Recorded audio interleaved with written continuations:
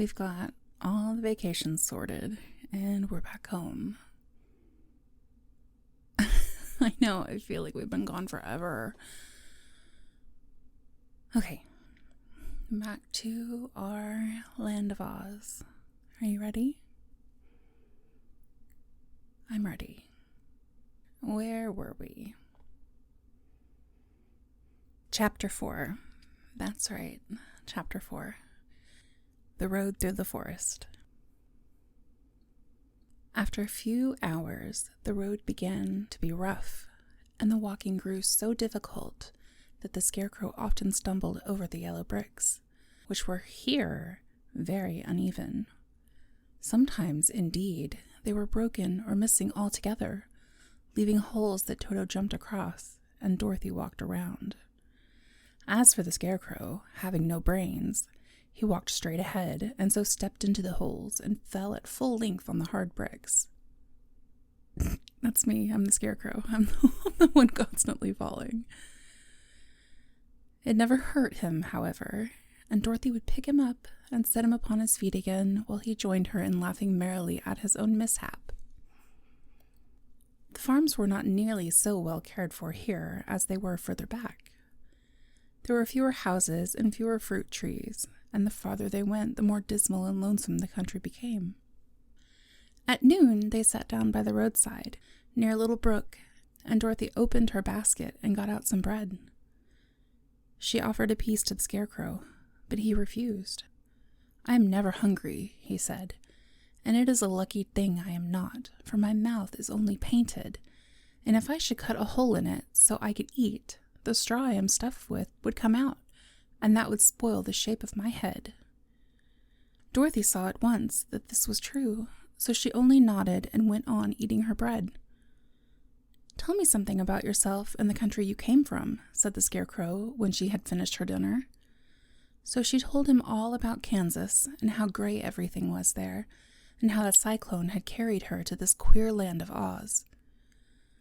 The Scarecrow listened carefully and said, "I cannot understand why you should wish to leave this beautiful country and go back to the dry, gray place you call Kansas." "That is because you have no brains," answered the girl. Wow, you are just going straight for the throat, Dorothy. No matter how dreary and gray our homes are, we people of flesh and blood would rather live there than in any other country. Be it ever so beautiful, there is no place like home. The Scarecrow sighed. "Of course I cannot understand it," he said. "If your heads were stuffed with straw like mine, you would probably all live in the beautiful places, and then Kansas would have no people at all. It is fortunate for Kansas that you have brains." I don't know about all that. "Won't you tell me a story while we are resting?" asked the child.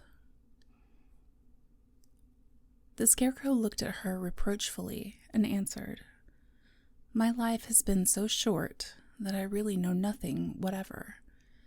I was only made day before yesterday. What happened in the world before that time is all unknown to me. Luckily, when the farmer made my head, one of the first things he did was to paint my ears so that I heard what was going on. There was another munchkin with him, and the first thing I heard was the farmer saying, 'How do you like those ears?' 'They aren't straight,' answered the other. 'Never mind,' said the farmer. 'They are ears just the same,' which was true enough. 'Now, I'll make the eyes,' said the farmer. So he painted my right eye, and as soon as it was finished I found myself looking at him and everything around me with a great deal of curiosity, for this was my first glimpse of the world." "That's a rather pretty eye," remarked the munchkin who was watching the farmer. "Blue paint is just the color for eyes." "I think I'll make the other a little bigger," said the farmer. And when the second eye was done, I could see much better than before. Then he made my nose and my mouth. But I did not speak, because at that time I didn't know what a mouth was for. I had the fun of watching them make my body and my arms and legs, and when they fastened on my head at last, I felt very proud, for I thought I was just as good a man as anyone. "This fellow will scare the crows fast enough," said the farmer. "He looks just like a man." "Why, he is a man," said the other, "and I quite agree with him." The farmer carried me under his arm to the cornfield and set me up on a tall stick, where you found me. He and his friends soon after walked away and left me alone.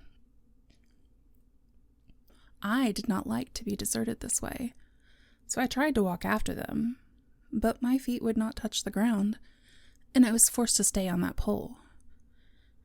It was a lonely life to lead, for I had nothing to think of, having been made such a little while before. Many crows and other birds flew into the cornfield, but as soon as they saw me, they flew away again, thinking I was a munchkin, and this pleased me and made me feel that I was quite an important person. By and by, an old crow flew near me, and after looking at me carefully, he perched upon my shoulder and said, "I wonder if that farmer thought to fool me in this clumsy manner. Any crow of sense could see that you are only stuffed with straw." Then he hopped down at my feet and ate all the corn he wanted. The other birds, seeing he was not harmed by me, came to eat the corn too, so in a short time there was a great flock of them about me. I felt sad at this, for it showed that I was not such a good scarecrow after all, but the old crow comforted me, saying, "If you only had brains in your head, you would be as good a man as any of them, and a better man than some of them. Brains are the only things worth having in this world, no matter whether one is a crow or a man." After the crows had gone, I thought this over, and decided I would try hard to get some brains. By good luck, you came along and pulled me off the stake, and from what you say, I am sure the great Oz will give me brains as soon as we get to the Emerald City. "I hope so," said Dorothy earnestly, "since you seem anxious to have them." "Oh, yes, I am anxious," returned the Scarecrow. "It is such an uncomfortable feeling to know one is a fool." "But do people know that they're fools?" "Well," said the girl, "let us go," and she handed the basket to the Scarecrow. There were no fences at all by the roadside now, and the land was rough and untilled. Toward the evening, they came to a great forest where the trees grew so big and so close together that their branches met over the road of yellow brick. It was almost dark under the trees, for the branches shut out the daylight, but the travelers did not stop and went on into the forest. "If this road goes in, it must come out," said the Scarecrow. "And, as the Emerald City is at the other end of the road, we must go wherever it leads us." "Anyone would know that," said Dorothy. "Certainly. That's why I know it," returned the Scarecrow. "If it required brains to figure it out, I never should have said it." After an hour or so, the light faded away, and they found themselves stumbling along in the darkness. Dorothy could not see at all, but Toto could, for some dogs see very well in the dark, and the Scarecrow declared he could see as well as by day, so she took hold of his arm and managed to get along fairly well. "If you see any house or any place where we can pass the night," she said, "you must tell me, for it is very uncomfortable walking in the dark." Soon after, the Scarecrow stopped.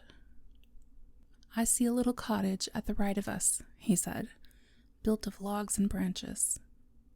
Shall we go there?" "Yes, indeed," answered the child. "I am all tired out." So the Scarecrow led her through the trees until they reached the cottage, and Dorothy entered and found a bed of dried leaves in one corner. She lay down at once, and with Toto beside her, soon fell into a sound sleep.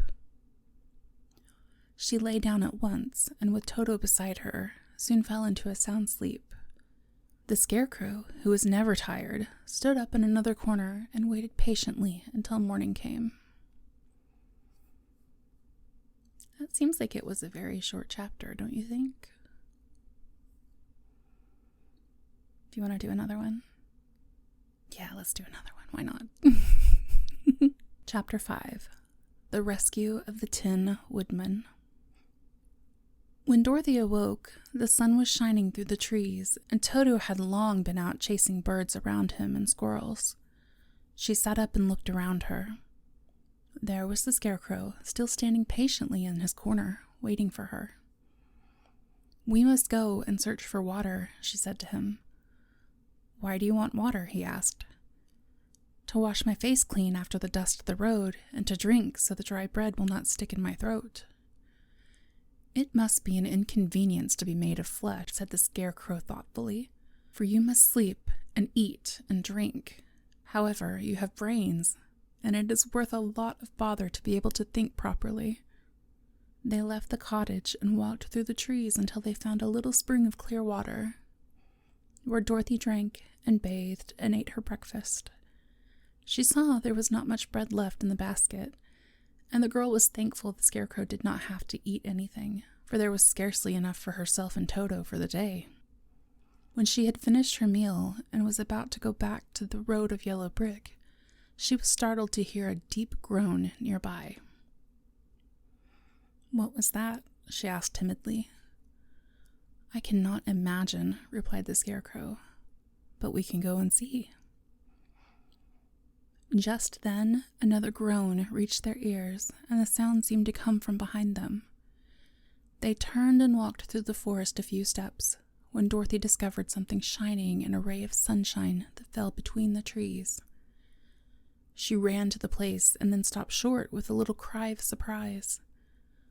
One of the big trees had been partly chopped through, and standing beside it, with an uplifted axe in his hands, was a man made entirely of tin. His head and arms and legs were jointed upon his body, but he stood perfectly motionless, as if he could not stir at all. Dorothy looked at him in amazement, and so did the Scarecrow, while Toto barked sharply and made a snap at the tin legs, which hurt his teeth. "Did you groan?" asked Dorothy. "Yes," answered the Tin Man, "I did. I've been groaning for more than a year, and no one has ever heard me come. Well, no one has ever heard me before, or come to help me." "What can I do for you?" she inquired softly, for she was moved by the sad voice in which the man spoke. "Get an oil can and oil my joints," he answered. "They are rusted so badly that I cannot move them at all. If I am well oiled, I shall soon be all right again. You will find an oil can on a shelf in my cottage." Dorothy at once ran back to the cottage and found the oil can, and then she returned and asked anxiously, "Where are your joints?" "Oil my neck first," replied the Tin Woodman. So she oiled it, and as it was quite badly rusted, the Scarecrow took hold of the tin head and moved it gently from side to side until it worked freely, and then the man could turn it himself. "Now oil the joints in my arms," he said. And Dorothy oiled them, and the Scarecrow bent down carefully until they were quite free from rust and as good as new. The Tin Woodman gave a sigh of satisfaction and lowered his axe, which he leaned against the tree. "This is a great comfort," he said. "I have been holding that axe in the air ever since I rested, and I'm glad to be able to put it down at last. Now, if you will oil the joints of my legs, I shall be all right once more." So they oiled his legs until he could move them freely, and he thanked them again and again for his release, for he seemed a very polite creature and very grateful. "I might have stood there always if you had not come along," he said. "So you have certainly saved my life. How did you happen to be here?" "We are on our way to the Emerald City to see the Great Oz," she answered, "and we stopped at your cottage to pass the night." "Why do you wish to see Oz?" he asked.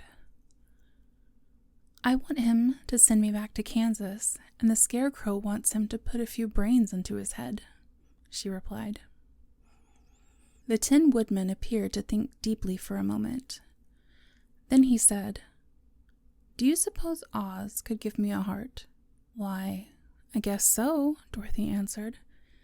"It would be as easy as to give the Scarecrow brains." "True," the Tin Woodman returned, So, if you will allow me to join your party, I will also go to the Emerald City and ask Oz to help me." "Come along," said the Scarecrow heartily, and Dorothy added that she would be pleased to have his company. So the Tin Woodman shouldered his axe, and they all passed through the forest until they came to the road that was paved with yellow brick. The Tin Woodman had asked Dorothy to put the oil can in her basket. "For," he said, "if I should get caught in the rain and rust again, I would need the oil can badly." It was a bit of good luck to have their new comrade join the party, for soon after they had begun their journey again, they came to a place where the trees and branches grew so thick over the road that the travelers could not pass. Well, that's convenient. But the Tin Woodman set to work with his axe and chopped so well that soon he cleared a passage for the entire party. Of course he did. Dorothy was thinking so earnestly as they walked along that she did not notice when the Scarecrow stumbled into a hole and rolled over to the side of the road. Indeed, he was obliged to call to her to help him up again. "Why didn't you walk around the hole?" asked the Tin Woodman. "I don't know enough," replied the Scarecrow cheerfully. "My head is stuffed with straw, you know, and that's why I'm going to Oz to ask him for some brains."